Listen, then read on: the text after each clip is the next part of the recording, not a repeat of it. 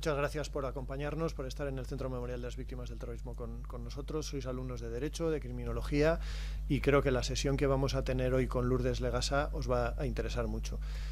Primero, el diálogo que vamos a mantener nosotros, con algunas preguntas que yo le voy a hacer, que va a contar su historia, la historia de su tío José, que fue asesinado por ETA en 1978, hace ya muchos años, pero como veis las víctimas y las repercusiones en las familias siguen a largo plazo y siguen con nosotros y entre nosotros, ¿no? Y después la parte en la que vosotros, aquellas cosas que deseéis saber más, pues os animo a preguntar, ¿no? Hay muchos aspectos, incluyendo los relacionados pues con quién era él, el juicio, etcétera, etcétera, que seguro que pueden ser de vuestro interés. Y nada más, habéis visto el Museo del Memorial hace un momento. No sé si es un tema con el cual estabais ya familiarizados, os sonaba. Claro, para vuestra fortuna no os tocó conocer directamente el fenómeno del terrorismo, pero bueno, ha sido muy muy importante en la historia reciente de nuestro país. No se entiende el pasado reciente no solo del País Vasco de Navarra, sino de toda España, sin el terrorismo dentro, ¿no? En sus aspectos políticos, sociales, económicos, culturales, etcétera. Y sobre todo hay que pensar en los costos humanos, que es aquello a lo que principalmente nos dedicamos aquí, aquello que ponemos en el centro del relato. Con costos humanos me refiero a las víctimas mortales en primer lugar, como fue el caso de José, del tío de Lourdes, pero también a los heridos, a los amenazados, a todas aquellas personas, que han sido miles, que han sufrido directamente esta lacra, ¿no? Protagonizada principalmente por ETA, la organización más grande, la que más mató, la que más duró y la que tuvo cierto apoyo. A continuación seguro que en el diálogo con Lourdes sale esa cuestión, la del apoyo social, ¿no? Minoritario pero persistente, y también otras organizaciones terroristas de todos los signos, en el fondo, que aunque matasen menos, pero una persona ya habría sido demasiado, y también de todos los signos actuaron en nuestro país en estas últimas décadas. Así que nada, empezamos si queréis, y agradecer, eso sí, a Lourdes que nos acompañes. Muchísimas gracias, Lourdes, por la generosidad siempre, ¿no?, de las víctimas y de las víctimas educadoras cuando acuden a este tipo de encuentros, a recordar una cosa que no es cómoda, que no es fácil, y que por tanto se la debemos agradecer, sabiendo que yo creo que desde vuestro punto de vista pues lo hacéis pensando en la transmisión a los jóvenes, ¿no?, de lo que ha supuesto, y en que también en el futuro esté más y mejor integrado en el sistema educativo, ¿no?, en los libros de texto, ya desde la secundaria, y por supuesto para universitarios como vosotros. Sí, hola, buenos días. Bueno, en primer lugar, muchas gracias por invitarme a contar la historia de mi familia, y a vosotros por venir a escucharme. Yo, Lourdes, te quería preguntar primero si nos podías hablar de la familia, de vuestra familia, de los hermanos, porque no era solamente José, y de la actividad que desarrollaban, ¿no?, a qué se dedicaban, etcétera. O sea, un poco los orígenes o el previo. Sí. Los Legasa son 4 hermanos de Irún, cuyos padres eran de un pueblo de Navarra que se llama Lesaca, que está muy cerquita de Irún. Ellos eran 2 chicas y 2 chicos. José era mellizo de una de las chicas, ocupaban el lugar medio de los hermanos, y Miguel es el hermano pequeño. Ellos se quedan huérfanos de madre cuando tienen 5 y 2 años, y su padre adopta un papel de padre-madre. Son chicos trabajadores y con capacidad de disfrutar de la vida. Ellos participan de la vida social y cultural de Irún, tienen buenos amigos con los que se relacionan habitualmente, y son muy familiares, con tendencia un poco a repetir el patrón de paternidad que habían aprendido de su padre. Profesionalmente se dedican a la construcción y a la promoción de viviendas en una empresa familiar que había iniciado su padre, que era albañil, y tienen también 2 garajes de alquiler y guarda de coches. Funcionalmente se dividen un poco de manera que José es la cabeza visible de la empresa, el que hace las relaciones sociales, la búsqueda de los terrenos, la compra del terreno y sobre todo la supervisión de la obra. Era algo que él conocía bien y era muy exigente. Cuando no estaba algo a su gusto lo mandaba a repetir, porque la calidad y la estética eran muy importantes para ellos. Y Miguel había estudiado comercio y él se dedica a la gestión económica de la empresa. En 1972 esta empresa llegó a tener 100 trabajadores y en este momento decidieron empezar a reducir el personal y empezar a subcontratar gremios.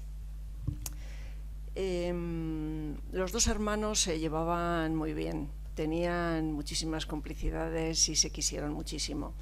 Y José era alguien que tenía una gran personalidad, era un hombre que estaba habituado a tomar decisiones, era muy activo y comprometido. La verdad es que cuando podían ayudaban y económicamente lo hacían.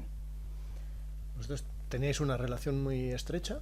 Sí, teníamos estrechísima, porque ellos dos hermanos, la relación que tenían ellos de compartir amigos, de compartir trabajo y casi de compartir hijos, porque es que nos criamos los hijos suyos y nosotros como primos hermanos, lo que se dice, pues así. De hacer planes juntos, de vivir unos días en casa cuando hacían obras, en fin, una relación muy estrecha.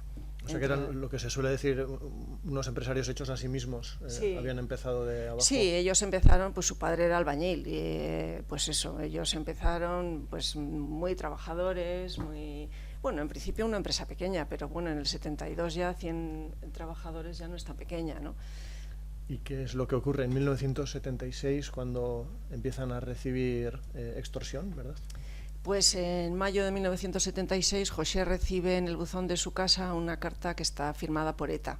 Es una carta larga, farragosa, que está escrita en un tono displicente y amenazante, en el que le empiezan a hablar de las guerras carlistas, de la guerra civil, le dicen que ahora hay dos bandos y que él está pagando impuestos para sostener un Estado que es fascista, que las fuerzas populares vascas, de las que ETA es su brazo armado, necesitan dinero para hacer sus acciones y que él tiene que pagar 10 millones de pesetas si no es fascista, que lo tiene que hacer con billetes que no sean correlativos, que no estén marcados, y lo tiene que entregar en un bar de Bayona el día 25 de mayo a las 6 de la tarde. Tiene que preguntar por un tal Ochía. Si no lo hace o si acude a la policía, le buscarán hasta ejecutarle, aunque salga de Europa. Pues no sé si habíais visto alguna vez una carta de extorsión. Bueno, en el museo hay alguna copia, pero bueno, ya os ha resumido Lourdes en lo que consiste, y acabando eso con una amenaza muy explícita que de hecho en algunas ocasiones, como desgraciadamente fue en el caso de José, se acaba materializando, ¿no? Con amenazas explícitas para pagar, y si no, a cambio de su vida. ¿Y nos puedes explicar, Lourdes, qué decisión tomó tu tío?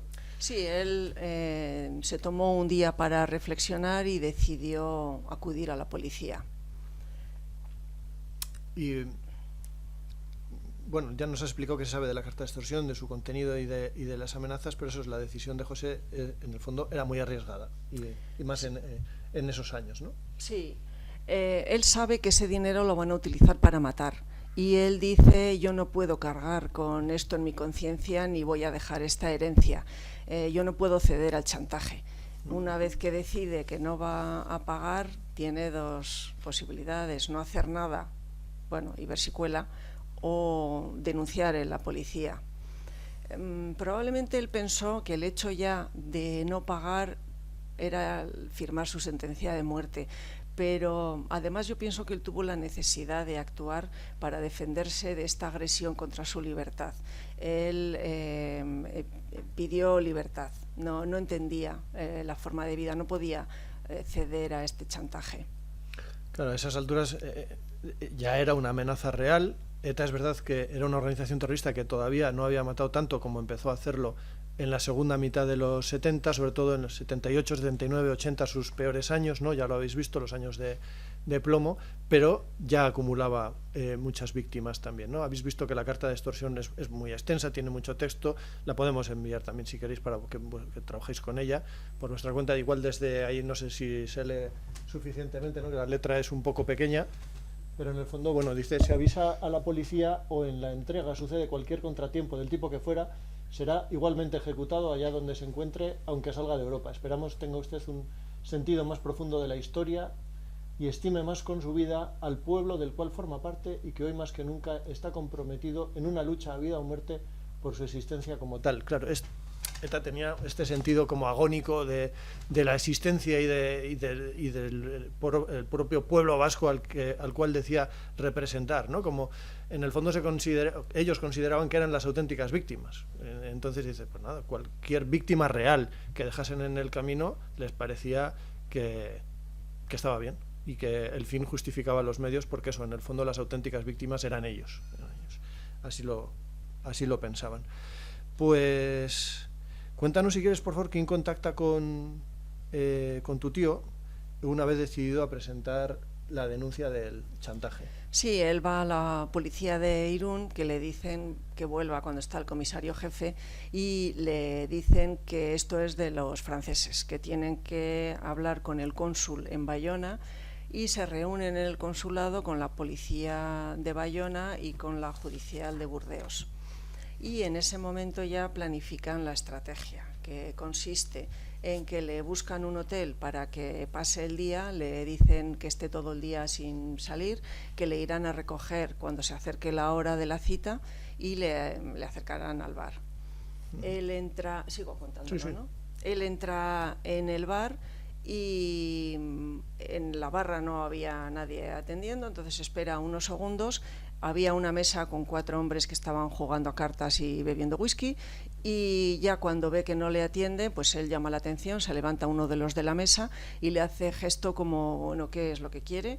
Él dice, yo pregunto por el señor Ochía. El señor se hace como el despistado, le pone cara como de que no sé de qué me hablas, y él, José, escribe, me quedé unos segundos sorprendido y le increpé. A mí me han citado en este bar, me han dicho que pregunte por el señor Ochía, usted tiene que saber quién es. Entonces hace un movimiento hacia uno de los compañeros de juego de cartas y le dice, Ochía. Entonces se levanta otro chico y le hace un gesto para ir a una especie de reservado del bar. Y José le dice, la cita con usted era en el bar, yo de aquí no me muevo, haga el favor de venir aquí. Entonces el hombre se acerca a donde está José y le dice, ¿es usted el señor Ochía? Y dice, sí. Entonces esa era la señal para que entrara la policía, que estaba afuera. Le detienen a Letarra, que se llamaba Aya Zuleika, y van a la comisaría de policía, en donde Aya tiene que hacer unas declaraciones que son declaraciones inverosímiles, hechas con un tono pues displicente hacia los policías, prepotente, parecía que le daba igual, ni que se le creyera ni nada. Y mi tío también tiene que ir porque tiene que poner la denuncia. Bueno, pues él ya pone la denuncia y ahí se encuentran los dos y a ella le dice en euskera, nos veremos. Termina ya la declaración, José se despide de los policías que le han acompañado durante todo el día y vuelve a Irún.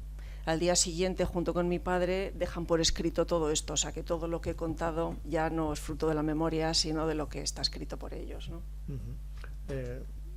¿Y puedes contarnos igual un poco más sobre ese escrito? ¿Cómo es? ¿Tú tienes copia? En fin. El escrito de... Sí, el de tu tío. Pues es que en realidad es todo lo que he contado. O sea, que él empieza diciendo... Bueno, empieza contando que la reunión en el consulado había tanta gente y tanto ruido y todos hablando a la vez que no había manera de concentrarse. Entonces él dice que en un momento dado tienen que decir, no, nos tenemos que restringir el número de gente. Le pasaron a otra sala y ya pues más en petit comité empiezan un poquito a ver pues cuáles eran las propuestas de actuación, que hubo varias. Y él no aceptó la que le proponían. Él tenía claro que era lo que quería y él quería cogerle a Letarra con el que habían quedado. Entonces, bueno, eso tenía mucha personalidad.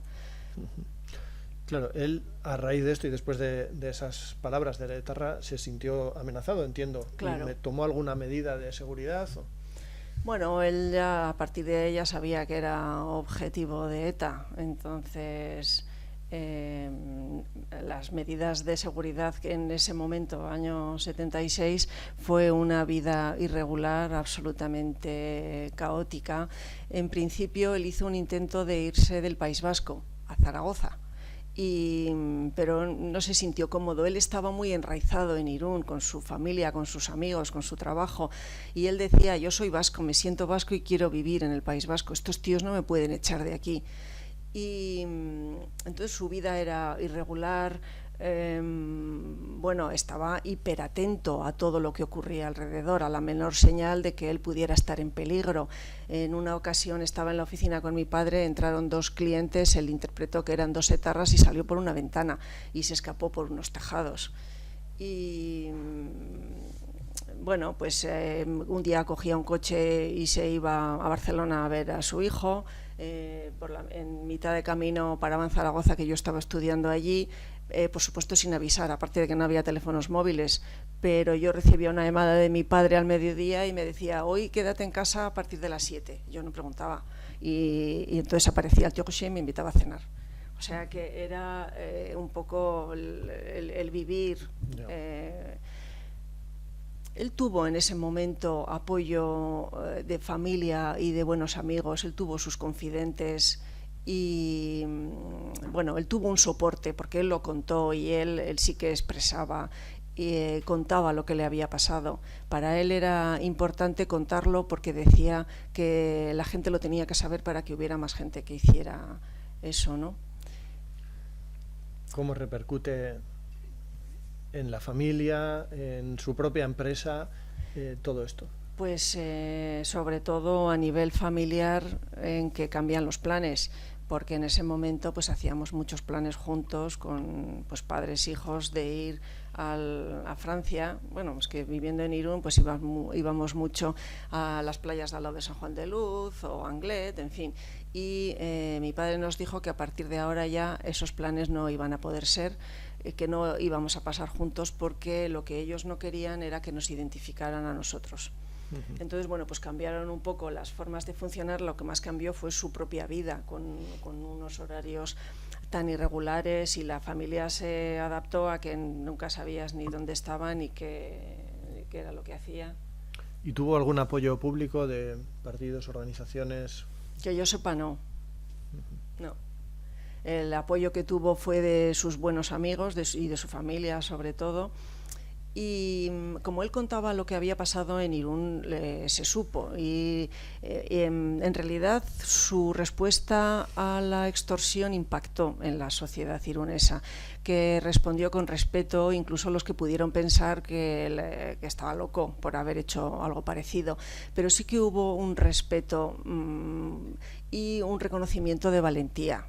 A mí me pasó que en el funeral de mi abuelo, un señor a quien yo no conocía se me acercó para decirme: qué valiente es tu tío, ojalá haya más gente que haga lo mismo, ¿no?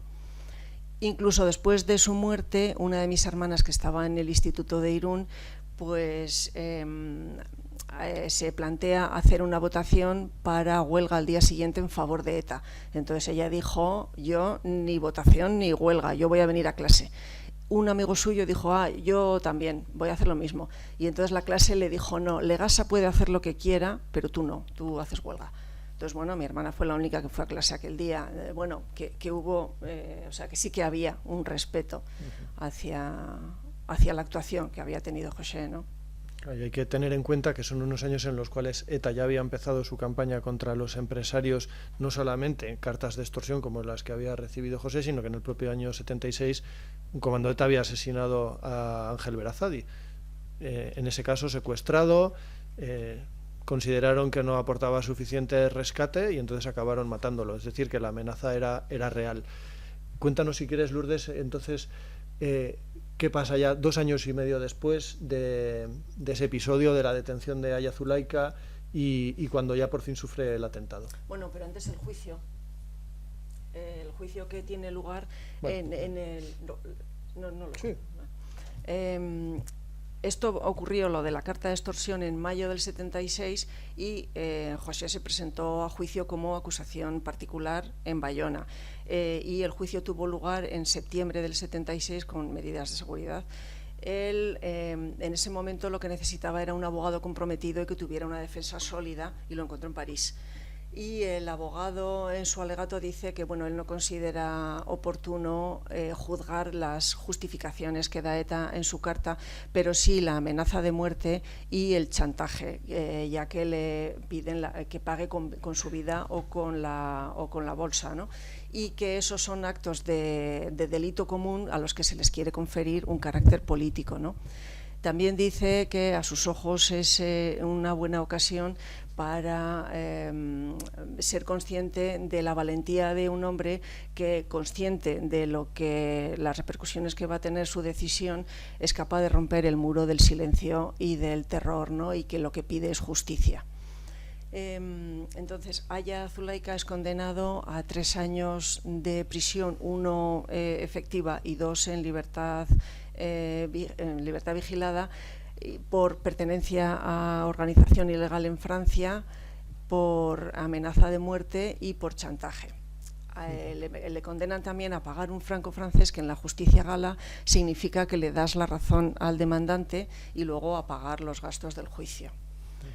Ayer recurrió a la corte de Pau, y en Pau ratificaron la sentencia de Bayona, y aún tuvo la idea de seguir al Supremo, pero desistió y asumió la sentencia de Bayona. Y ya sí, en noviembre del 1978 es la fecha del asesinato. Del atentado, eso es. Entonces era el 2 de noviembre de 1978 en que habían quedado José con mi padre, con Miguel, y con el capataz de la obra, porque querían, estaban haciendo una de las casas y querían, las cosas que tienen que hablar. Y en ese momento aparecieron 2 hombres, uno de los cuales disparó a José.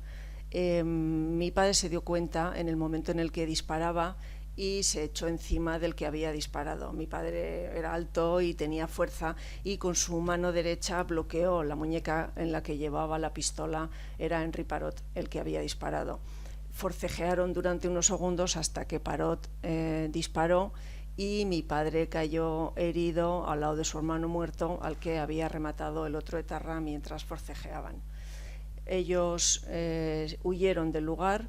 Mi padre creyó que le iban a rematar, y él siempre nos contaba que en esos segundos pensó en nosotros, ¿no? Y en la que nos caía. Luego fue el funeral. El cementerio se llenó de flores, impresionante.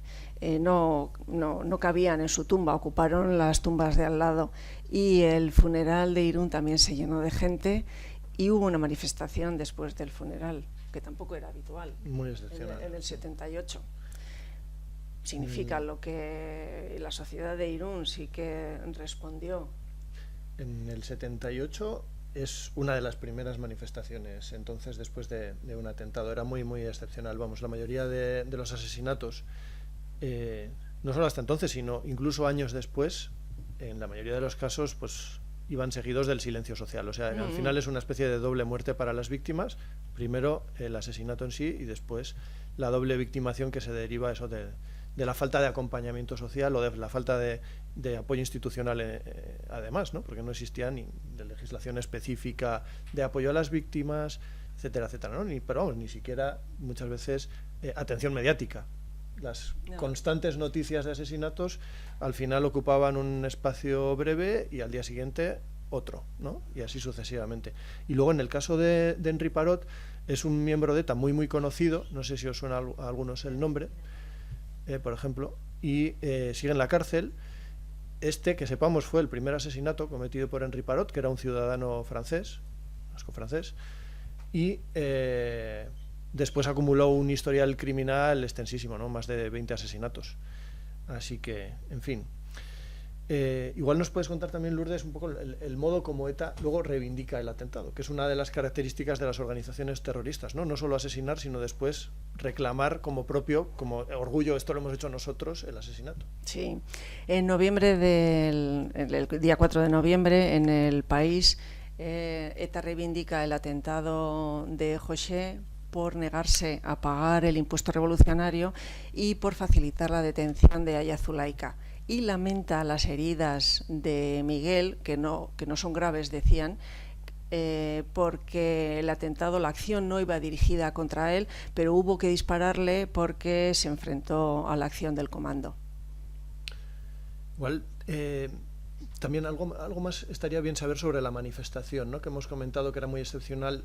¿Por qué? Básicamente por el miedo, ¿no? O sea, la gente aquí no se acercaba a las víctimas o no mostraba empatía, etcétera, porque pensaban que podían luego estar en su lugar. Y el miedo ha sido un factor muy, muy importante en nuestro pasado y en esta historia, ¿no? Y junto con ello también los prejuicios, el hecho de pensar que las víctimas relacionadas con la dictadura, de derechas, pertenecientes a colectivos desprestigiados, nos alejamos de ellas, ¿no? No nos acercamos. Bueno, no mostramos solidaridad. Bien. Pero claro, esa manifestación que tiene lugar, ¿nos puedes contar igual un poco más cómo la recuerdas? Si fue grande, pequeña, si se involucra al pueblo. Yo creo que fue grande, no la recuerdo bien, pero a mí me sorprendió. Por un lado sorpresa y por otro lado normalidad, porque entendía que mi tío había hecho lo que había que hacer. Entonces me parecía también normal que la gente saliera a manifestarse, ¿no? Y ahora en mis recuerdos yo creo que ya pues sí que hay sorpresa de decir, es que en el año 78 no salía nadie a manifestarse, ¿no? También hubo políticos y periodistas que quisieron ir a ver, mi padre estaba hospitalizado y blindado por el personal del hospital donde estaba, que era la Cruz Roja de Irún, por deseo propio de que no tuviera ninguna visita de políticos y periodistas, pero sí sé que quisieron ir a verle, ¿no? O sea, yo creo que esas sí que son cosas diferentes, ¿no?, de lo que había pasado hasta entonces, por lo menos.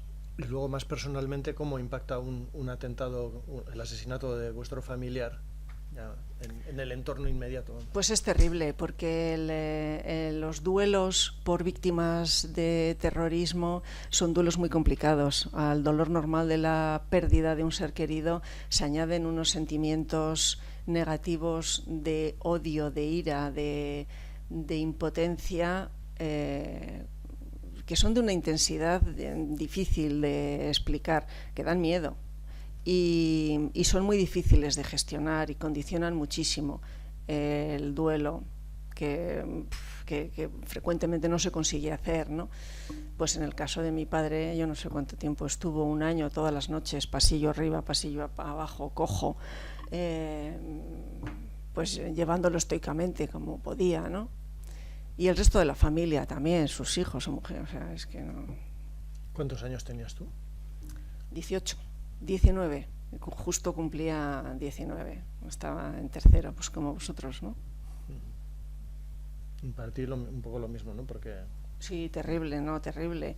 Es muy difícil el sentimiento. Yo nunca había tenido un sentimiento de odio tan intenso y tuve miedo de sentir eso. Es algo que no se puede describir. Y hace falta mucho tiempo, muchísimo tiempo, y mucho trabajo personal después de años, para intentar identificar qué es lo que ha pasado, qué derecho hay, las millones de justificaciones como hemos vivido en esta tierra, ¿no?, en la que preguntas ¿por qué le han matado? Ah, claro, es que si ha hecho eso, ¿cómo no le van a matar, no? O sea. Y a fecha de hoy, ¿qué rescoldos permanecen de todo ello cuando miras atrás, más personalmente? Pues que no tiene, o sea, hay algo que ha quedado ahí que no tiene solución. Intentas, sobre todo, ver por qué mi tío funcionó así, cuáles eran sus derechos y qué es lo que él hizo, ¿no? Él se reivindicó en el derecho que tiene a tomar una decisión y a ser coherente consigo mismo, ¿no? A ser libre, que es lo más importante. Yo lo que he entendido de todo esto es que es lo más preciado que tenemos, la búsqueda de la libertad. Nadie te puede extorsionar, nunca jamás. Y el precio que pagas es muy alto. Y si te quedas vivo, si eres de la familia, te cuesta más entenderlo igual, ¿no? pero bueno, a nivel de dolor eso no tiene vuelta, es que no tiene reparación posible. ¿Y lo que pasó ha influido en tu vida, en decisiones que luego hayas ido tomando? Yo creo que sí, supongo que sí, no sé si conscientemente. Supongo que sí, porque yo lo recuerdo frecuentemente. Y igual que a mi padre, o sea que al final sí te condiciona, todo lo que te pasa en la vida te condiciona. No sé, no te sé decir exactamente alguna decisión que haya tomado, pero sí que en algunos momentos de mi vida yo lo he recordado. No sé si les quieres contar a qué te has dedicado tú después. Yo hice medicina en Zaragoza y luego me fui a Burdeos a estudiar radiología. Y bueno, pues me dedico a la radiología desde hace 40 años. Y yo creo que ya nos queda el otro juicio, el de Henri Parot, el asesino de tu tío, que ya fue en el 93. Sí. Y lo que recuerdes sobre ello. Bueno, pues que fuimos a Madrid, fuimos la familia. Eso es fundamental, que se haga justicia, porque dentro del duelo no es lo mismo. La gente que no tiene el caso resuelto y que el asesino de su familiar está libre, yo no entiendo cómo lo pueden hacer. Aquí en este caso fuimos al juicio, fue estresante, fue difícil, pero fue muy importante para nosotros. Parot estaba en una jaula de cristal, que era como declaraban, bueno, como no declaraban porque no dijo nada. Mi padre sí declaró, pero no le podía reconocer porque él decía que en el momento del forcejeo solamente veía una pistola y había sido Parot el que había dicho que el atentado de José había sido su primer atentado, ¿no? Y en el juicio pues estábamos una parte de la familia, un grupo de periodistas y Parot y nadie más. Y fue condenado a 32 años de prisión, 29 por la muerte de José y 3 por las heridas de Miguel. Muy bien, pues no sé si quieres hacer una reflexión un poco final de esta parte, de lo que hemos ido comentando. Bueno, un poco lo que he dicho, ¿no? Que a mí sí que me ha hecho falta un poco trabajarme estas cosas a nivel personal, ¿no? Y pensar que él ejerció su derecho a decidir sobre un grave dilema moral, ¿no? Que él denunció el chantaje, se enfrentó a la banda terrorista y consiguió llevar a un etarra a la cárcel, y lo hizo con herramientas legales. Él pidió justicia y lo hizo con conciencia de realidad. Él sabía lo que le podía pasar, ¿no? Entonces él fue coherente consigo mismo y asumió todas las consecuencias que podía tener sus decisiones, ¿no? Bueno, yo creo que eso es importante a la hora de enfrentarse a la muerte, ¿no? Muy bien, pues muchísimas gracias, Lourdes.